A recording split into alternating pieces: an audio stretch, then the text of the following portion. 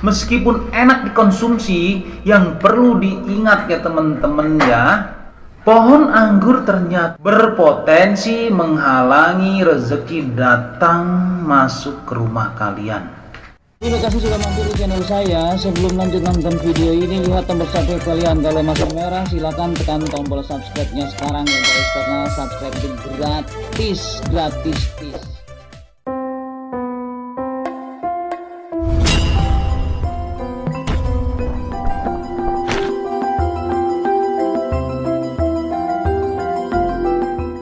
Assalamualaikum warahmatullahi wabarakatuh. Salam sejahtera, Om Swastiastu, salam kebajikan, salam rahayu, sampurasun. Dan tak lupa saya ucapkan banyak terima kasih kepada teman-teman semuanya yang senantiasa setia menonton video-video ini sampai selesai. Semoga teman-teman semuanya, baik yang ada di dalam negeri maupun yang ada di luar negeri sana, dalam keadaan sehat walafiat, berkelimpahan rezeki, dan tentunya sukses buat kalian semuanya. Amin ya robbal alamin. Jangan lupa teman-teman diaminkan kalau doa yang baik. Yang perlu kita ketahui bahwa di dunia ini terdapat beberapa tanaman yang dilarang atau dihindari menanamnya di depan rumah. Ingat, nanamnya di depan rumah. Alasannya bermacam-macam teman-teman. Dari penghambat rezeki, mengganggu kesehatan lah, atau pohon itu atau tanaman itu merupakan tanaman yang disukai oleh makhluk astral. Jadi sangat penting buat kalian untuk mengetahui tanaman apa saja yang dilarang ditanam di depan rumah atau sekitaran rumah. Jadi berikut ini adalah 7 tanaman yang dilarang atau tidak disarankan ditanam di depan rumah. Yang pertama itu adalah pohon pepaya. Kembali lagi ya, pohon pepaya. Mengapa pohon pepaya ini tidak baik ditanam di depan rumah? Berdasarkan kepercayaan tradisional sejak zaman dahulu, atau menurut primbon Jawa dengan ilmu titennya, pohon pepaya selalu diasosiasikan sebagai pohon yang kurang baik kehadirannya. Karena pohon pepaya tak hanya dipercaya membawa energi buruk ke dalam rumah, tetapi juga dianggap sebagai salah satu tempat kesukaan makhluk gaib.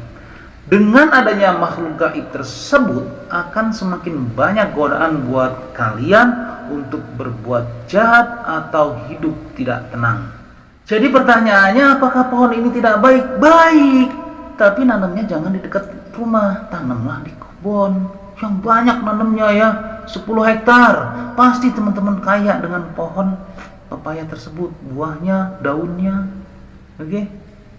Yang kedua adalah pohon anggur, teman-teman. Anggur sendiri merupakan salah satu buah favorit masyarakat Indonesia karena rasanya yang manis, meskipun enak dikonsumsi. Yang perlu diingat ya teman-teman ya, pohon anggur ternyata berpotensi menghalangi rezeki datang masuk ke rumah kalian.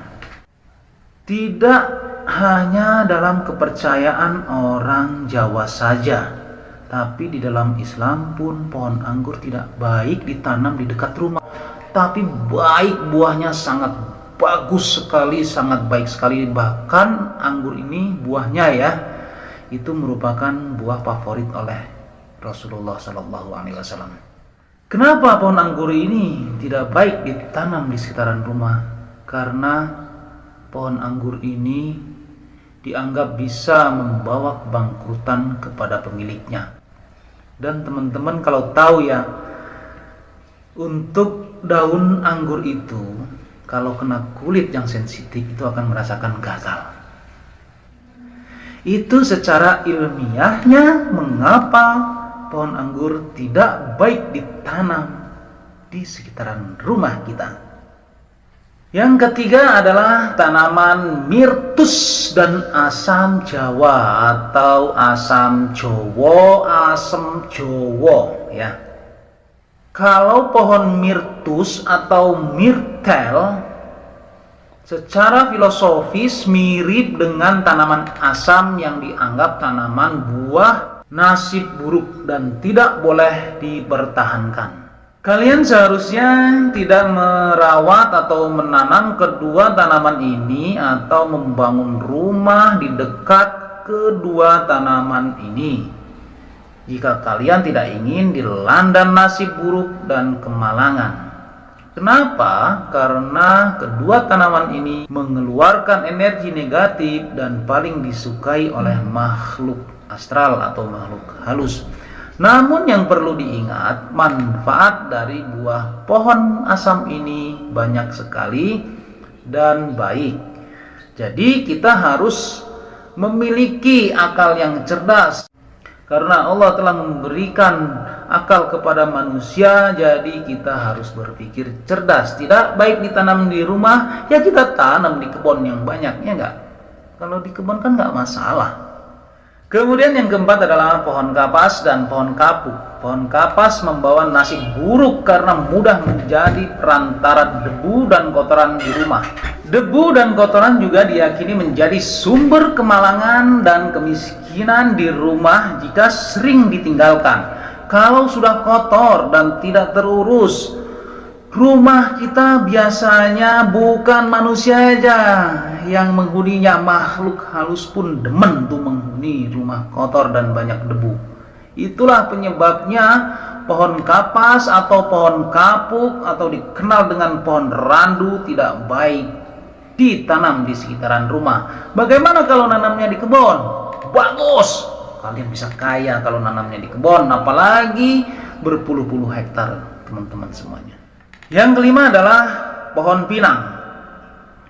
Pohon ini diyakini mampu membuat sifat anak-anak pemilik rumah yang menanamnya sulit dikontrol, baik dalam pendidikan maupun moral. Ini biasanya dipercaya ataupun tidak karena masih bisa dipercaya bagi orang-orang banyak, khususnya menurut primbon Jawa, karena pohon pinang ini merupakan salah satu pohon yang mengeluarkan energi negatif kepada pemiliknya. Jadi pantas saja apabila pohon ini tidak baik ditanam di sekitaran rumah. Silahkan tanam di kebun sana, karena pohon pinang pun buahnya baik dan mahal.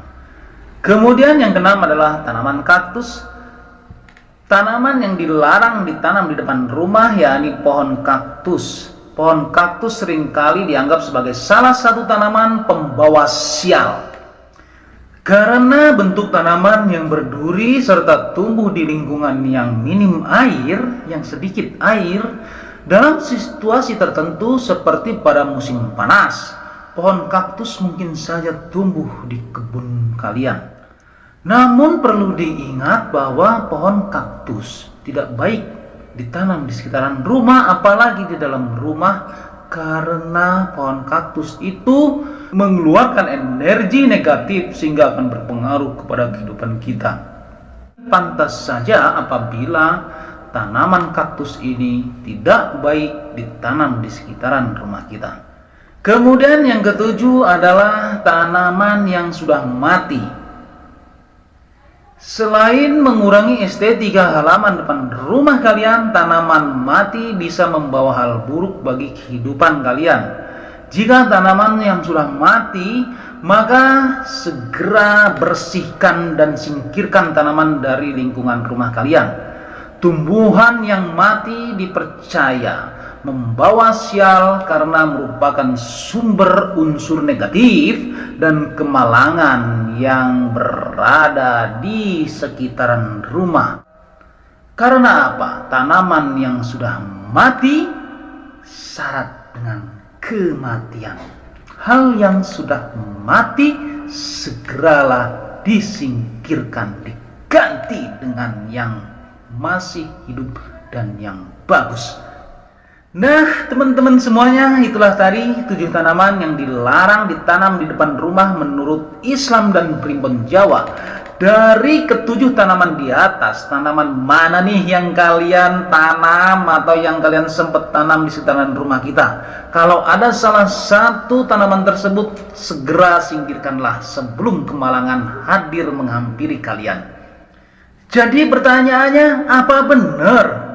Wallahu a'lam bishawab. Semoga bermanfaat untuk kita semuanya, khususnya buat diri pribadi saya. Kebenaran datangnya hanya dari Allah Subhanahu wa ta'ala, sedangkan kesalahan merupakan kekhilafan diri pribadi saya.